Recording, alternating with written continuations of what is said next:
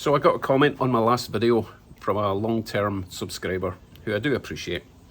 Anyway, he's fed up with me doing videos on electric minis and fixing trucks and fixing BMWs and doing reviews and stuff. He wants me to get back onto the low-cost project, and obviously he wants me to get working on the hot rod.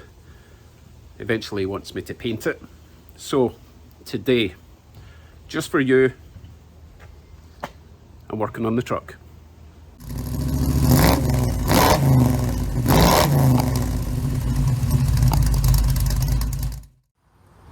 Hello YouTubes.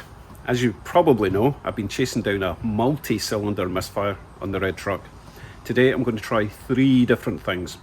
I figured that since the crank sensor or crank position sensor went bad, there's a high possibility that the cam position sensor also went bad. So I've got a new one to fit, see if that helps. While I'm in that area, I'm going to check the timing chain and make sure that the tensioner hasn't loosened off. And also I'm going to be checking for grounds. I think it was Brian Bogue recommended 2 big earth straps at the back of the cylinders that I need to check. And I'll check all ground straps, because what I've learned from experience on working in the BMW, ground or earth straps are crucial to keep an engine running properly. So first thing then, get the old cam sensor out, check the chain, put the new sensor back in.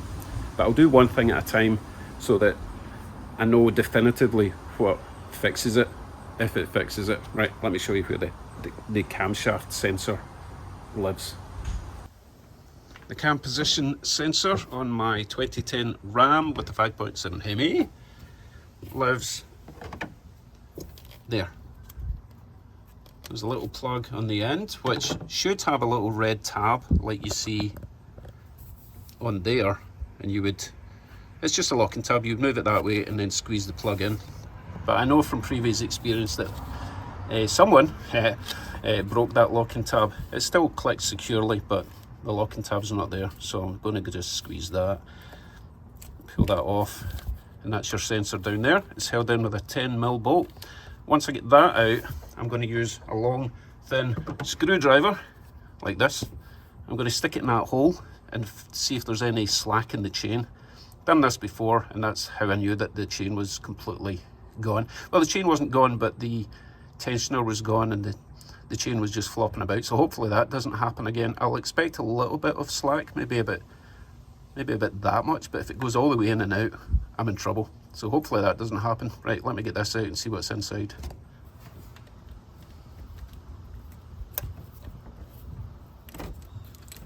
This should come out fairly easy. And I replaced this a couple of years ago. It shouldn't be too much of a nightmare. If it's a bit stiff, you might want to spray some penetrant in there, give it a wiggle.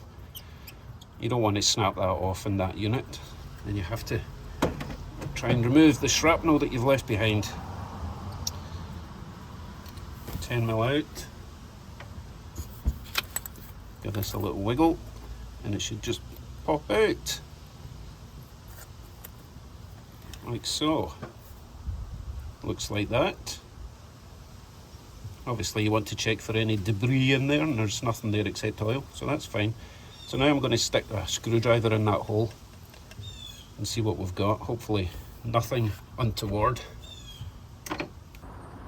Okay, I managed to get the camera down there, so have a look at this. The last time I did this check with a screwdriver, there was chain there, but that is because the tensioner had completely gone and the chain had jumped over to completely the wrong place. So at least I know from this that the chain hasn't completely come off, but I'm going to take that as a good sign that the chain is where it's supposed to be. So let's get the new sensor in. I'm going to clean up that screw hole because that is probably meant to be a ground for the sensor, so I'll clean that up and then put the new sensor in. Right, I've cleaned my hole, made sure it's got a good ground, new sensor going in. Looks like that. Pop it in the hole. Make sure it's seated properly. It does have a little rubber seal. If this isn't at the right depth, then it's not really going to do its job properly. Nice fit on that one. Replace your 10mm bolt.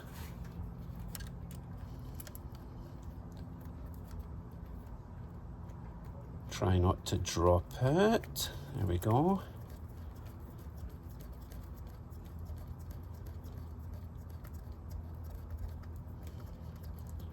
This won't need to be mega tight, it's just screwing in plastic.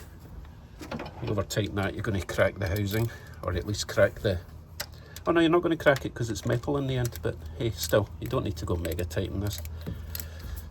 Snug is fine.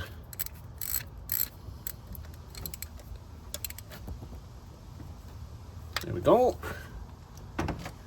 Clip back on.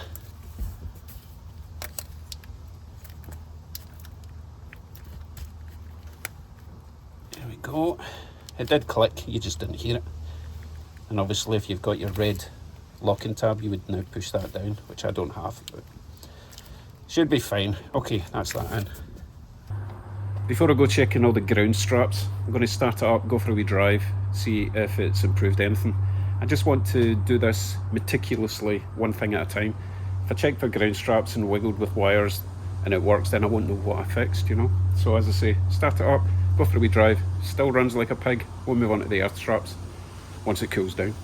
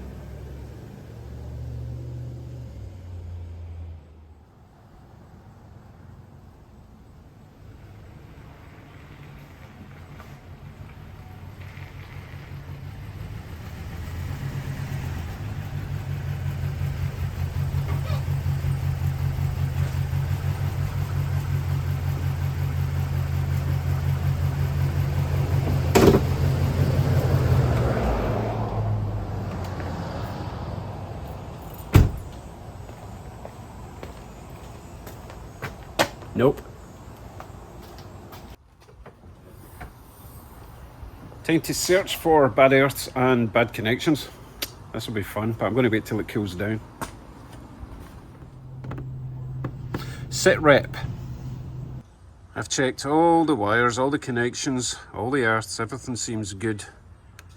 And then I ran the scan tool and I'm getting random misfire cylinder 5.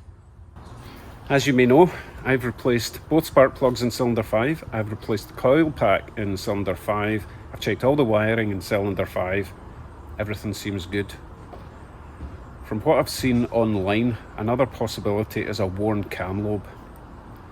I don't want to have to start taking this engine apart. Before I go into that, I'll give you the full symptoms of what's happening.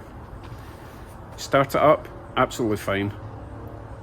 Reverse it out the street, drive it round the corner, absolutely fine. And then within about 200 yards, it goes into kind of limp home mode. It feels like it's running in 4 cylinders instead of 8. And it's running rough. And then when you drive it home, even when I stop with it and drive, it feels stuttery. However, without clearing any codes, let it cool down for a little while, start it up again, it idles fine, drive it down to the end of the road, and then it kicks into this limp home mode. So is that a temperature related thing? Is that a amount of misfire thing that's throwing it into limp home mode rather than it actually being a mechanical issue that's causing it to do that? I'm stuck again. Now the good news is, because I've got my nice new white truck, I'm not quite so stressed about this. I can take a bit more time and wait for suggestions rather than being end of the world scenario where I need to get this truck back running. The only reason I need to get this back running again is so I can sell it for a decent price. At the moment it's pretty much scrap value. If I get it running properly, then I'll address all the rusty holes at the bottom and sell it to a worthy buyer running, and I'll be confident in it will last another few years for whoever buys it. But until then, I'm a bit stuffed. So, answers in a postcard again. The good news is I can get back to work on the low cost project and the hot rod project because I'm not stressing about the truck anymore because I've got my nice big white truck.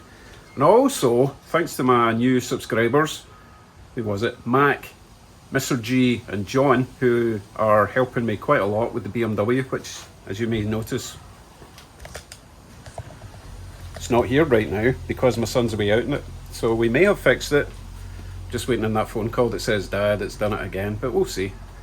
As I say, huge thanks to them because I really haven't had any input from actual BMW enthusiasts as yet until now. So thanks very much for that. Okay, as I say, I think I'm going to have to get stuck into the low cost project because I know you miss all the fabrication and there's a couple of relatively easy things I can do with what I've got lying about. So no more excuses. I'll see you in the next one for some low cost action. Take care everyone, see you in the next one. Bye bye.